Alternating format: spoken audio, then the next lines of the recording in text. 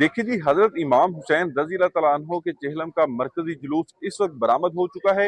जुलूस हवेली अलिफ शाह से बरामद हुआ है, जिसमें अज़ादारों की बड़ी तादाद मौजूद है। और जुलूस बरामद होने से कबल महफिल बर्पा की गई थी, अहले बैत के मसाइब बयान किए गए थे। और उसके बाद इस वक्त जुलूस जो है वो सूरजन गरी के करीब जो है वो पहुंच चुका है। और ये अपने रवायती रास्तों से होता हुआ रंग महल चौक पहुंचेगा, जहां पर नमाज ज़ोहरैन अदा की जाएगी। नमाज ज़ोहरैन की अदायगी के बाद पानी वाला तालाब वाला शिया से होता हुआ ये जुलूस जो है वो करबला गामे शाह पहुंचकर अपने इख्तिताम को पहुंचेगा। इस वक्त जुलूस के अंदर अज़ादारों की बड़ी तादाद मौजूद है, जिनकी जानिब से सीना गोभी की जा रही है। नोहा फानी का सिलसिला भी जारी है।